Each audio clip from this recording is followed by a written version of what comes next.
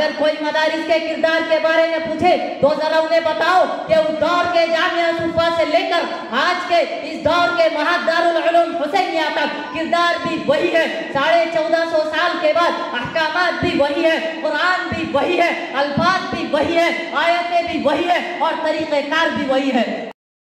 والصلاة والسلام على من لا نبي بعده أما بعد فأعوذ بالله من الشيطان الرجيم بسم الله الرحمن الرحيم إنما يخشى الله من عباده العلماء وقال النبي صلى الله عليه وسلم إنما بعثت معلما أو كما قال عليه الصلاة والسلام.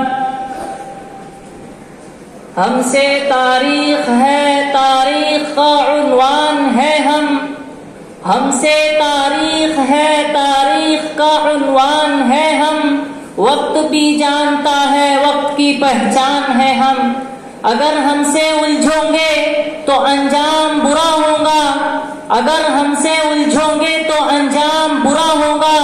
رب کعبہ کی قسم صاحب ایمان ہے ہم. اسٹیج پر تشریف فرما معزز و مکرم حضرات علماء کرام, مشفق و مربی حضرات اساتذہ کرام اور سامعین حضرات, السلام علیکم ورحمۃ اللہ وبرکاتہ. اس سرزمین پر کم و بیش 1,24,000 انبیاء علیہم الصلاۃ والسلام تشریف لائے اور ہر نبی ہر دور میں اپنی امت کو اللہ کی وحدانیت کی طرف بلاتے رہے, اللہ رب العزت کی ذات کی طرف بلاتے رہے. ہر پیغمبر, ہر رسول پر ہر زمانے میں احکامات نازل ہوتے رہے, آسمانی کتابیں نازل ہوتی رہی, صحیفے نازل ہوتے رہے. لیکن جب احکامات نازل ہوتے اور ان احکامات پر عمل بھی ہوتا رہا, مگر جب وہ انبیاء علیہم الصلاۃ والسلام اس دنیا سے تشریف لے جاتے تو بعد میں آنے والے لوگ ان احکامات میں تحریف کر دیتے, کچھ خلط ملط کر دیتے. چونکہ تورات بدل گئی, زبور بدل گئی, انجیل بدل گئی, شریعت موسوی بدل گئی, شریعت عیسوی بدل گئی, شریعت ابراہیمی بدل گئی, اور سب سے آخر میں میرے اور آپ کے آقا دو عالم فخر مجسم محمد عربی صلی اللہ علیہ وسلم تشریف لائے, اور وہ سب سے آخری نبی ہے. آپ کے بعد کوئی نبی نہیں آئے گا, کوئی رسول نہیں آئے گا, کوئی معصوم نہیں آئے گا. آپ سب سے آخری نبی ہے. آپ کے بعد نبوت ختم ہو گئی, آپ کے بعد رسالت ختم ہو گئی, آپ کے بعد کوئی نبی نہیں ہوگا مگر قرآن ہوگا, احادیث ہوگی, فقہ ہوگی, کلمہ ہوگا, نماز ہوگی, روزہ ہوگا, زکوٰۃ ہوگی, حج ہوں گے, احکامات ہوں گے, آسمانی کتابیں بھی ہوں گی, ان کتابوں میں پارے بھی ہوں گے, ان پاروں میں آیتیں بھی ہوں گی, ترتیب بھی وہی ہوگی, رکوع بھی وہی ہوں گے, احکامات بھی وہی ہوں گے. یہ ہوگا کیسے, یہ مزاج بنے گا کیسے؟ میرے آقا نے فرمایا انما بعثت معلما, بے شک مجھے معلم بنا کر بھیجا گیا ہے, بے شک مجھے استاد بنا کر بھیجا گیا ہے. آقا مدنی کی 23 سالہ نبوت کی زندگی بطور مدرس کی تھی, بطور معلم کی تھی. آقا دو عالم کے زمانے میں جب آقا دو عالم نے اصحاب صفہ کی بنیاد رکھی اور جب اس دنیا سے تشریف لے گئے تو آپ کے 23 سالہ مدرسے سے فارغ التحصیل طلبہ, کوئی ابو بکر صدیق بنا, کوئی عمر فاروق بنا, کوئی عثمان غنی بنا, کوئی علی المرتضی بنا, کوئی عبداللہ بن مسعود بنا, کوئی معاذ بن جبل بنا, کوئی عبی بن کعب بنا, کوئی زید بن ثابت بنا, کوئی عبداللہ بن عباس بنا. ہزاروں حدیثوں کا راوی حضرت ابو ہریرہ بنا, جنہوں نے اس مدرسے سے فارغ التحصیل ہو کر سند حاصل کر کے ان احکامات کی, اس شریعت کی ایسی حفاظت کے ساتھ ایسی مستحکم طریقے سے امت تک پہنچائے جس کی مصداق, جس کی نظیر آج تک کوئی پیش نہیں کر سکتا. اگر کوئی مدارس کے کردار کے بارے میں پوچھے تو ذرا انہیں بتاؤ کہ اس دور کے جامعہ صوفہ سے لے کر آج کے اس دور کے مہد دارالعلوم حسینیہ تک کردار بھی وہی ہے. 1450 سال کے بعد احکامات بھی وہی ہے, قرآن بھی وہی ہے, الفاظ بھی وہی ہے, آیتیں بھی وہی ہے اور طریقہ کار بھی وہی ہے.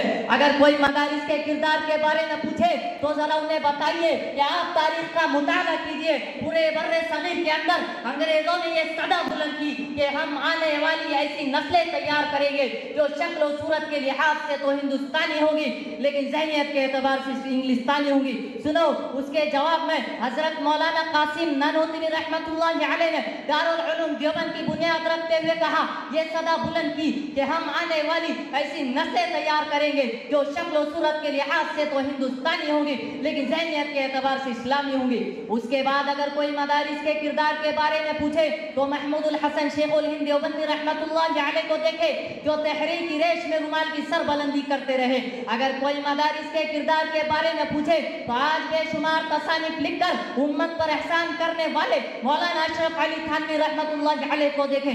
اگر کوئی مدارس کے کردار کے بارے میں پوچھے تو دنیا کے کونے کونے تک دعوت و تبلیغ کی صدا پہنچانے والے مولانا الیاس رحمت اللہ علیہ کو دیکھیں.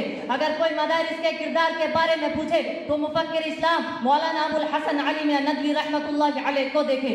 اگر کوئی مدارس کے کردار کے بارے میں پوچھے تو مولانا حسین احمد مدنی کو دیکھے. اگر کوئی مدارس کے کردار کے بارے میں پوچھے تو مولانا انور شاہ کشمیری کو دیکھے. اگر کوئی مدارس کے کردار کے بارے میں پوچھے تو آؤ ختم نبوت کا دفاع کرنے والے مولانا عطا اللہ شاہ بخاری کو دیکھے. اگر کوئی مدارس کے کردار کے بارے میں پوچھے تو شیخ الاسلام مفتی تقی عثمانی کو دیکھے. اگر کوئی مدارس کے کردار کے بارے میں پوچھے تو آج ان علماء کرام کو دیکھے. اگر کوئی مدارس کے کردار کے بارے میں پوچھے تو آج بھی ہندوستان کی سرزمین پر چمکتے دمکتے علماء دیوبند, ندوۃ العلماء, مظاہر العلوم جو آج طعن و تشنیع برداشت کرنے کے باوجود میرے اور آپ کے ایمان کی حفاظت کرتے ہوئے نظر آ رہے ہیں. یہ مدارس کا کردار نہیں تو اور کیا ہے؟ سامعین ذی وقار, یہی وہ مدارس اسلامیہ ہے جنہوں نے انگریزوں کے طرف سے لائے گئے سپاہیوں کو پاش پاش کرنے کے لیے اپنے ہنر سپوتوں کو پیش کیا تھا. انہی مدارس کے سپوتوں نے آزادی وطن کے لیے اپنے سینوں کو چھنی کیا تھا. انہی مدارس کے باکمال فرزندوں نے قید و بند کی مصیبتوں کو برداشت کیا تھا. انہی مراکز کے نکلے ہوئے جیالوں نے پھانسی کے پھندوں کو چوما تھا. میں یہاں تک کہ کہتا ہوں کہ ان مدارس اسلامیہ کے سپوتوں نے آزادی وطن کے لیے جتنا اپنا خون جگر بہایا ہے اتنا تو انہوں نے پسینہ بھی نہیں بہایا ہے.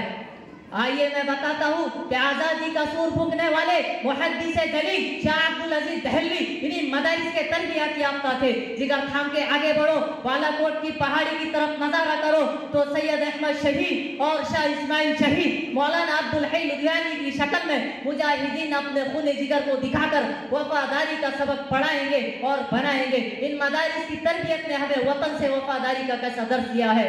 اے ملت اسلامیہ کے غیور نوجوانوں, آج ہمارے مدارس اسلامیہ کی, آج ہمارے علماء کرام کی تمام قربانیوں کو فراموش کیا جا رہا ہے. آج ہمارے مدارس اسلامیہ کے تابناک ماضی کو شکوک و شبہات کے دائرے میں رکھا جا رہا ہے. اس لیے آج ہم ان مدارس کی اہمیت کو سمجھے, مکاتیب دینیہ کی افادیت کو محسوس کرے اور دین اداروں کی قیام کی خاص توجہ کرے اور مدارس اسلامیہ کی تعمیر و ترقی کے لیے ہر ممکن تعاون کرے. لہذا ضرورت اس بات کی ہے کہ ہم ملک کے ہر خطے ہر گوشے میں مدارس اسلامیہ کی شجرکاری کرے, مکاتیب کو آباد کرے اور جو موجود ہیں ان کی آب یاری اور آب پاشی کرے. میں اپنی تقریر کو اس شعر کے ساتھ ختم کرنا چاہتا ہوں. رہے ہیں اور ہے فرعون میری گھات میں اب تک, رہے ہیں اور ہے فرعون میری گھات میں اب تک, مگر کیا غم کہ میری آستی میں ہے ید پیسہ.